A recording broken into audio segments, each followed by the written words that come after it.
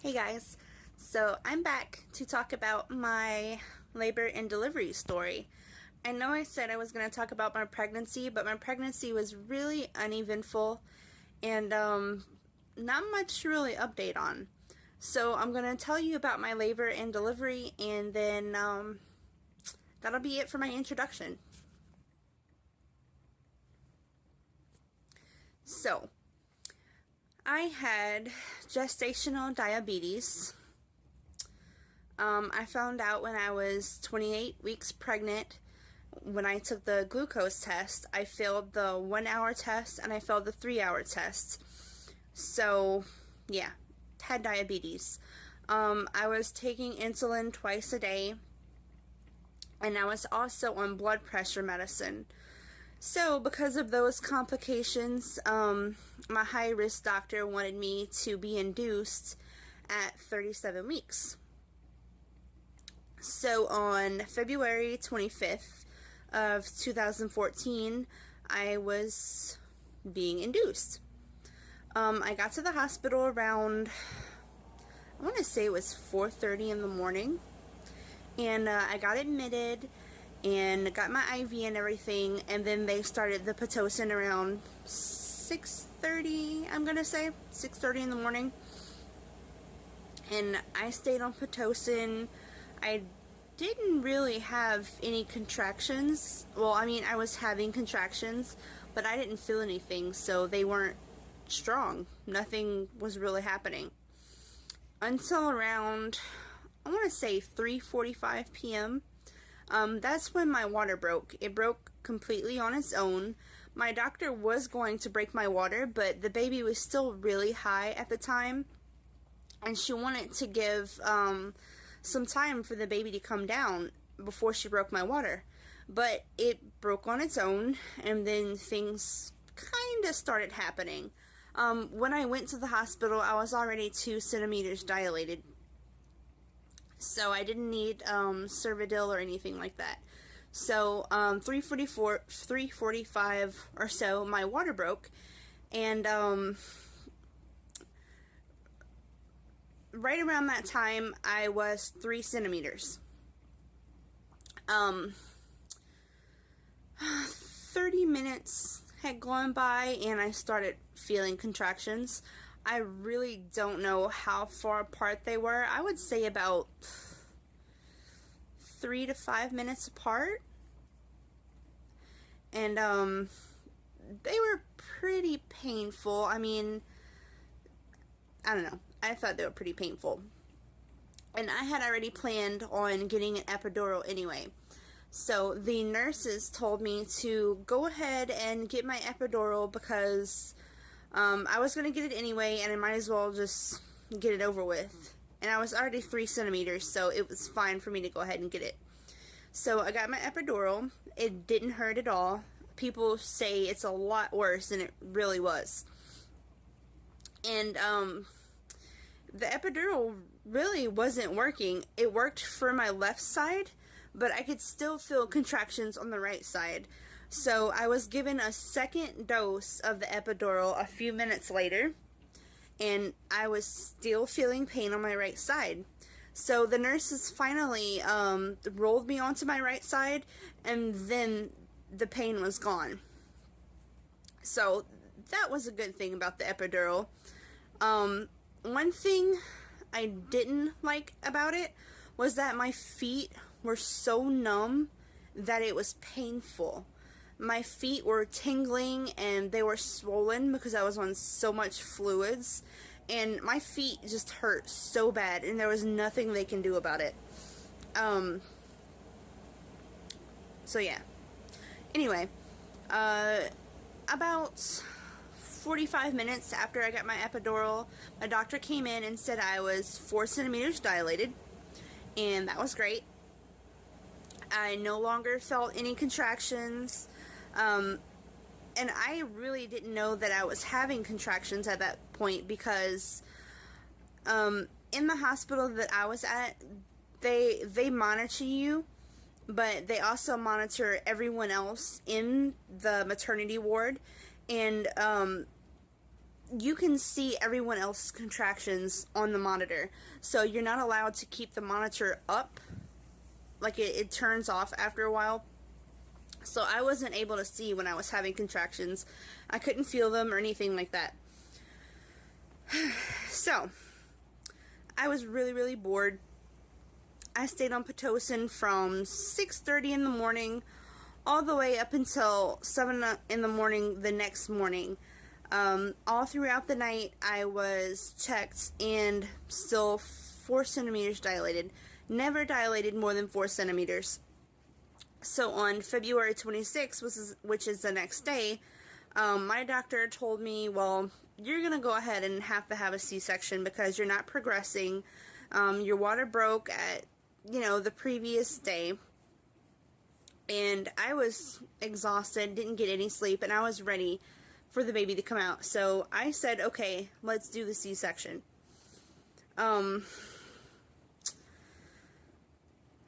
I have a feeling that the epidural slowed down my progression since they gave me 2 doses of it right off the bat.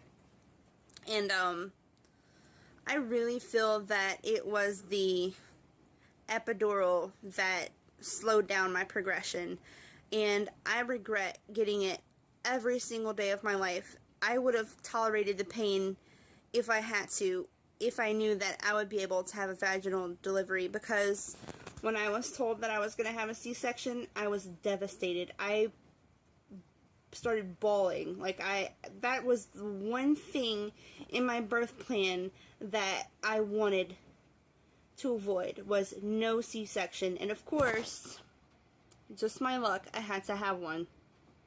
So anyway, around 7:30, they turned my Pitocin off. They gave me another dose of the epidural, or spinal tap, or whatever it is. And they gave me this little can of liquid. It was really gross. But it was to kind of stop my acids in my stomach, or calm down my stomach, or something like that. And they wheeled me into the OR, and then I started feeling really nauseous. Whatever they gave me in that little cup made me super nauseous. I told the nurses in there I'm getting nauseous, but no one listened or no one heard me. I don't know what it was. And I was about to throw up, so I leaned over the side of the table and I was sitting there gagging. And the nurses were like, no, you're gonna fall off the table because you're numb and all this good stuff. I don't know. I tried to tell them I was gonna throw up, but nobody wanted to listen, so they fussed me for leaning over the table. But then they gave me some medicine through my IV, and then I instantly felt better.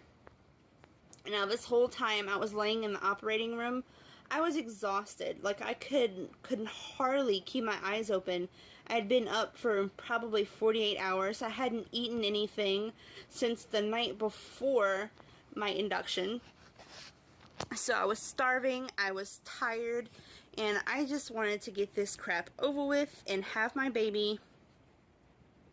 And I was just ready. So anyway, laying there on the operating table, it felt like forever that it took for the baby to come out. I remember one distinct pain during the surgery. It felt like they were pulling my belly button out. I don't know what in the world they were doing, but I remember right around my belly button, it felt like they were pulling and pulling, and it was so painful. I was squeezing my husband's hand, and he's like, wow, that must really hurt. And I was like, yeah, it feels like they're pulling my belly button out. So anyway, at this point, my eyes were like half open, and I was so tired. But I remember hearing the assistant doctor, not my doctor, but that was another doctor in there assisting her, and he said, oh wow, this is a really small one. They had originally told me my baby would be like 5 pounds. Sorry, my phone started ringing. So anyway, they originally told me, sorry, not 5 pounds, they originally told me my baby would be around 6 pounds, 10 ounces or something like that. But he came out and he was 5 pounds, 15 ounces, and he was so tiny. Like I said, I was 37 weeks and 1 day, the time of my C-section. And I never expected to have a small baby because I'm a big girl. My husband's pretty big. We're not skinny people. So I would have never thought that my baby would have been so small. But they wrapped him up. They showed me my son. My husband didn't want to cut the cord. They offered for him to cut it, but he wasn't interested in that. My husband got to hold the baby for a few seconds, actually, and then they whisked him off to the NICU nurses or doctors or whatever they are. And I pretty much just laid there, and I don't remember much after that. I was so tired. I don't remember how long it took for them to stitch me up. I really don't remember being wheeled back to my room. I had only saw my son's face for a couple of seconds, and then that was it. After that, I don't really remember that much. I don't know if I fell asleep or what happened, but yeah, didn't remember that much. About 2 hours after my surgery, a nurse came in and she unhooked me from the IV, and I was allowed to get up and walk. I was so ready to get out of that bed. I was in bed for 2.5 days, or I don't know. I was just so ready to get out of that bed, and I hadn't seen my son since he first came out. He was early and his lungs weren't completely developed, so he was needing a little bit of oxygen. So I was finally able to get up and go visit my son. And when I first saw him in his little incubator, I was like, this is my baby? This is my son? Because he was so tiny. And I couldn't believe that he was mine. But he ended up staying in the NICU for 3 days. I want to say a day after my C-section, my milk came in, and I wasn't able to feed my son. I hadn't held him. I wasn't able to hold him until 3 days after he was born. And after those 3 days, I was finally able to nurse him, and he latched on like a champ. I was pumping every 3 to 4 hours, so my milk was fine. It came in, and that first day when I didn't have any milk, he was formula fed, and I was okay with that.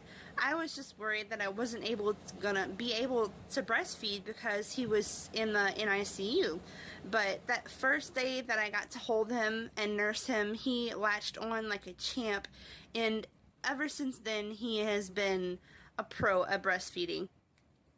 The pain from my C-section was pretty bad the first night I was in the hospital. I pretty much was hunched over everywhere I went. I refused to stay in bed. I wanted to walk and get around. Even though it hurt, I refused to lay in bed. I walked around the hospital. I went visit my son any chance I got. And the pain was pretty bad. The first day they gave me IV medicine that really helped the pain. I didn't feel anything. But after that first few hours after surgery, I didn't get that IV medicine anymore. They were giving me these shots in my hip. I have no idea what the medicine was, but the shots really helped also. But after that first night, and then the next morning, they stopped giving me the shots, and all they would give me was, I think it was a really high dose of ibuprofen, and then they would give me Loratabs, which those did not help me one bit. I was in so much pain the second day. And yeah, so I had my son on Wednesday, and I was released from the hospital on Friday. Normally you're supposed to stay in the hospital for 3 days when you have a C-section. I had already been at the hospital, but I was being induced. I hadn't had my C-section until the second day I was in the hospital. So I wasn't there technically for 3 days after my C-section. But considering I was walking around and moving and feeling fine, I was released on Friday. And then on Saturday night, I finally got to hold my son for the first time.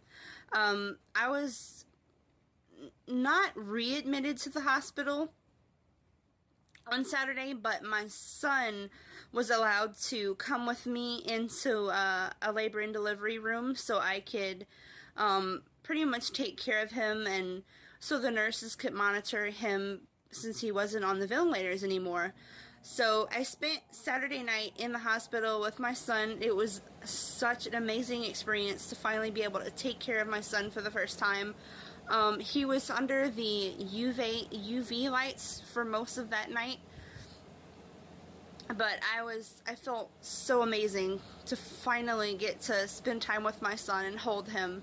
And then on Sunday afternoonish, we were both released, and then I started my life at my house with my son, and that was the best part about the C-section and my labor and delivery and all that stuff.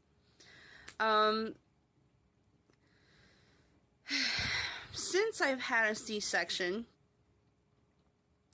my current OB will not allow me to have a VBAC. It's not her, it's the hospital policy that since they don't have anesthesiologists for 24 hours on call, that I'm not allowed to have a VBAC.